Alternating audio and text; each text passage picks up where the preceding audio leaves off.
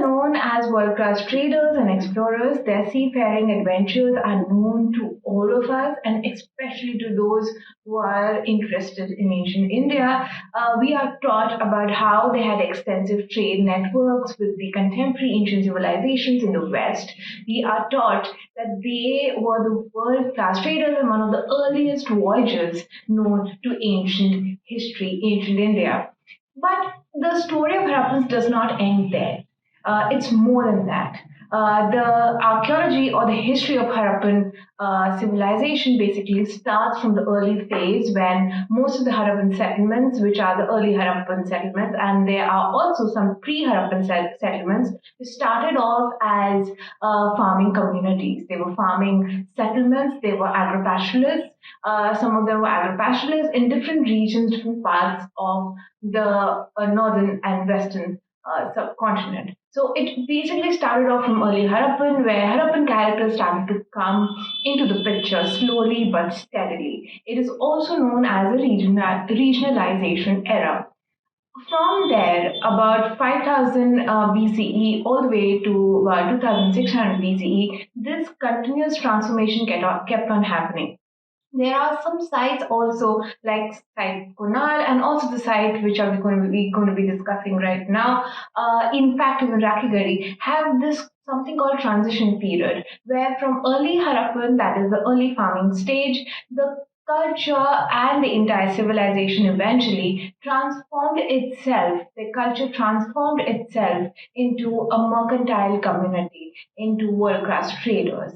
And that was about 2600 BCE, which is the third millennium BCE in our ancient past, where they started trading these products that were manufactured within the civilization, within the subcontinent, not only just within the realm of Harappan civilization, but entire subcontinent. They started trading this with the Western civilization. So when Harappan trade came into place and it sort of expanded, they created a trade matrix. That is, if they have to get goods from Kutch, aside from Dholavira was there as a port city, and then you have Lothal again, which is a port city, and then they will take it up to different parts of the civilization, probably all the way to Indus, and then it will go to Oman and other regions in the West, in Central Asia. So that's how the products would move across. In fact, at Dholavira, there is also evidence of quarry site where limestone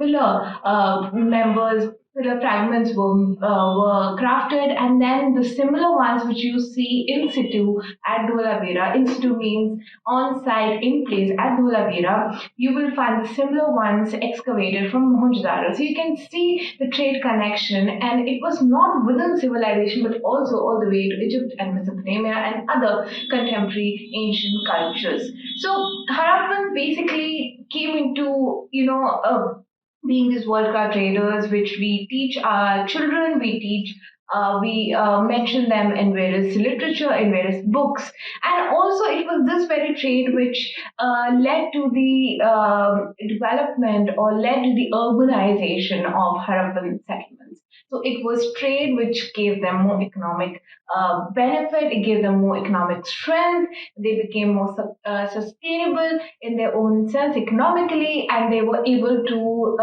supply the demand of various products, and therefore their cities, especially cities like Dholavira, Rakigari, and various other cities, became these urban centers, these metropolises. So it was a trade which, in fact, pushed towards the Harappan culture towards urbanization, and it was also the collapse of this very matrix which pushed it again to de-urbanization. But trade does not, it cannot be looked in isolation, right? It cannot be looked that Harappans were just the traders. Harappans were also producers. Not to say that they were not trading with the East, of course, that is a topic of discussion sometime later on, but right now, if you just look at the Harappan civilization and also their entire trade matrix, we also come across few settlements which are known as producers. So we do know that there were not all urban centers. There were also some semi-rural, settlements. There were also some agriculture-based settlements as well. So they are in all of this, in all the diversity of settlements across the civilization, which the trade and other socio cultural and socio-economic factors united, right from Makran to Yamuna, right from Himalayas to the entire Western India all the way to Damabad in Maharashtra, had a form of diversity within itself. And in that, there were few settlements which are known for their functionality. So, but what happened in over a century of Harappan civilization is that we do find workshops. The producer tag that I'm referring to here, we do find these workshops at various Harappan sites, including the site of Rakigadi, the Mound 1, which is at Rakigadi, the RGR1, is known as the producer's settlement because of the evidence that we have got from there. There are bead making workshops and various other workshops at Dholavira. There's another site called Khirsara where there is a kiln, a potter's kiln was found. And then again at Lothal there are evidence of bead making workshops. So not to say that in Mohenjo-daro and at Harappa you don't find these. You do find these small bead making workshops or various other workshop, metallurgical workshop, because to sustain a settlement you do need certain certain things which sort of especially of need, that is metallurgy, potters, bead makers and other craft settlements or section of the society which sort of facilitate in the growth of a settlement. So you do need them, right? You need just the way we need a hospital, school, and we need various other things within our cities today. Similarly, in the Harappan context, you needed these elements, these people, these crafts persons, the specialists, the scientists to basically push forward the growth of the culture and also to keep it going. You needed them. So we do find these small workshop areas at various big and small Harappan sites. Rarely we have come across a settlement which is just dedicated to one thing and one thing alone. In last week's column, I discussed about a site called Tarkanwala Dera, and last 2 3 weeks I've been discussing extensively about sites on Ghaggar-Hakkra basin. And in that, I spoke about Tarkanwala Dera, which is now no longer in existence. At that site, two kilns were excavated by the excavator. Now, further information is not there, but what we do know from Tarkanwala Dera and also its neighboring settlement called Baror, which was excavated by Archaeological Survey of India, there also a furnace and a kiln was found. So we do know that these elements are present in various sites. But are these just in industrial centers or workshop centers? We don't know.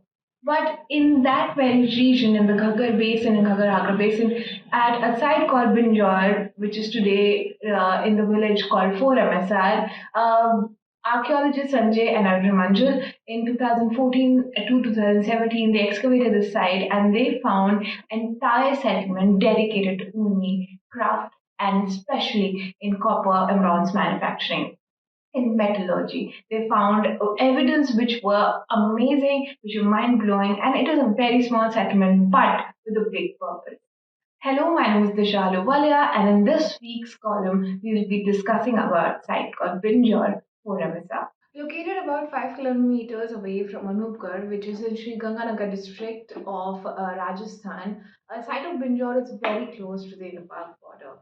But it is a small settlement, about 120 meters by 120 meters, and in that this settlement, there were threefold cultural sequence that is from early Harappan going to mature Harappan, and then the transition phase, and then the mature Harappan period. There is no late Harappan or deurbanization noted here. I guess before the deurbanization or just when the deurbanization kicked in across different eras of the civilization, the settlement, just like various other settlements, the region of Ghaggar Basin in Rajasthan were deserted. In fact, when Kalibanga, Tarkhamala Dera, Baror, all of them missed out on the deurbanization phase in the cultural sequence. There is early, there is transition, and there is mature Harappan period. early Harappan period, which is about dated about 4000 to 5000 BCE, and it was there were evidence of herds, but they were more domestic. We know that the early Harappan people, were more or less farmers. And then to transition phase, as I discussed in the intro, the transition phase is where early Harappan culture is slowly moving towards urbanization, and the slow process of change in the cultural material is noted, which is known as a transition period. And then kicks in the mature Harappan period, which is where the industrial aspect or the producer tag or the craft aspect kicked in within the settlement, and that is what the evidence excavated over three field seasons basically talk about. Now, coming to talking about different aspects of the culture at Binjor and the excursion of Binjor, I also want to mention that when A. Ghosh, the first Director General of Independent India's Archaeological Survey of India, undertook an exploration in 1950 to 52, he noted about four mounds at Binjor, namely Binjor 1, 2, 3, and 4. But he mentioned that these were Harappan settlements. Some of them were also early Harappan. Post that, when Katy Dalal, a PhD student at Deccan College, who later on became a teacher, she also explored that region as part of her doctoral research, and she undertook a trial excavation in 1970 at one of these Binjors, which is Binjor 3, and she found about 1.7-meter thick deposit.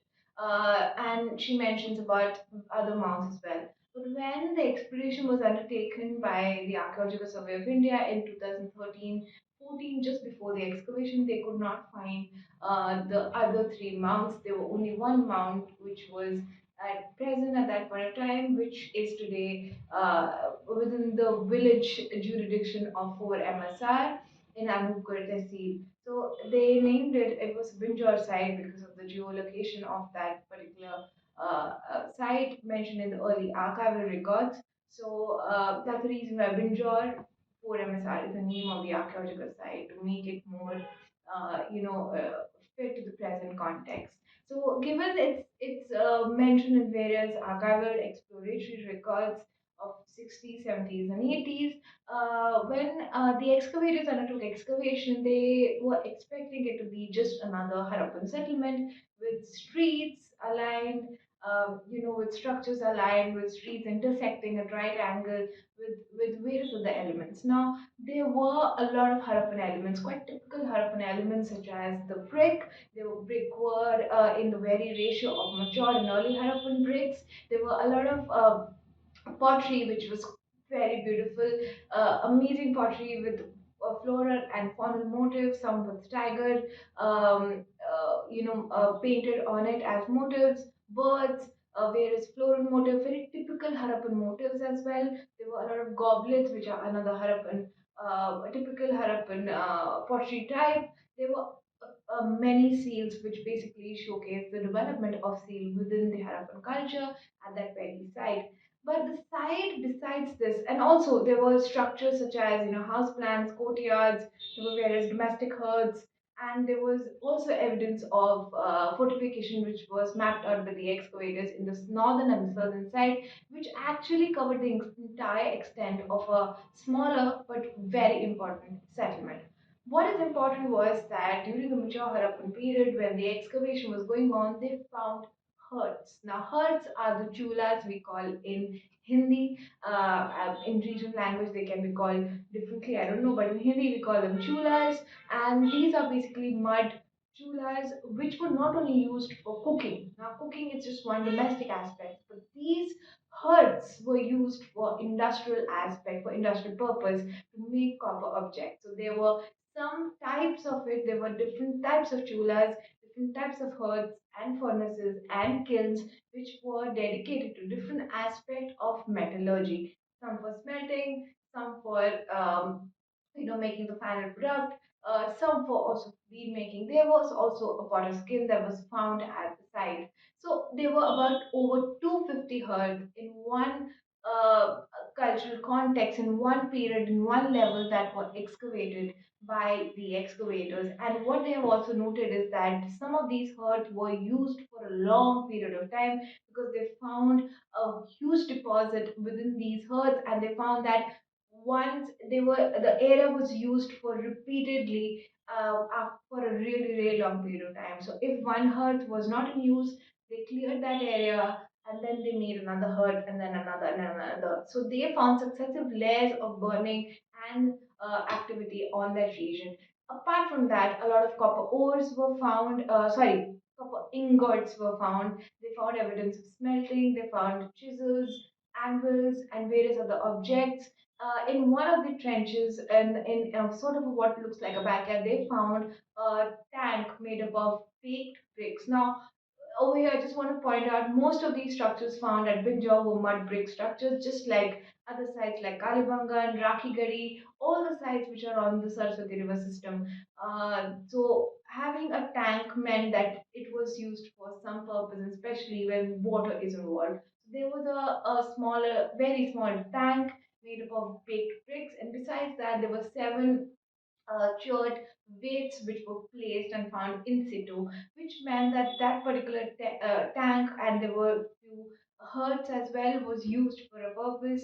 And then in another trenches adjoining that very trench, they found about hundreds and hundreds of hearths and working areas and workshop areas, all in sort of interconnected. So it sort of feels that it was a big workshop, a mega workshop along with few residential complex, and therefore and it was spread across 120 meter by 120 meter, which sort of indicated that the entire settlement was a craft person's settlement. The entire settlement was an industrial center, making copper objects, making beads, making different objects, which were probably then distributed to various sites.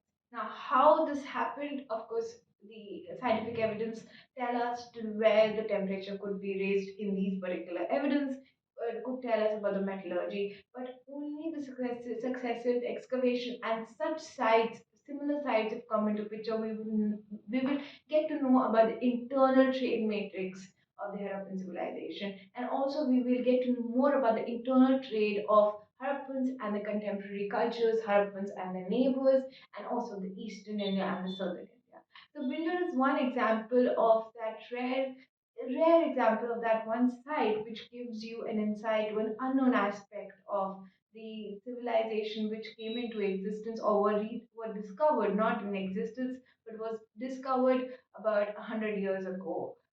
And apart from that, the way the landscape had remained intact, and the way the excavators spent 3 years excavating different aspects and bringing out different evidence which could tell the story of Binjor is a great example of how the excavation could be done, and how systematic excavation can yield amazing evidence at in smaller time span. And we can only thank the directors of the excavation for them and then for their guidance. So for more, read my written column, this week's column on this very topic, and also a column on Tankamala Dera and archaeological sites on the Ghaggar, on the region, on the banks of Ghaggar, on the dry bank of Ghaggar.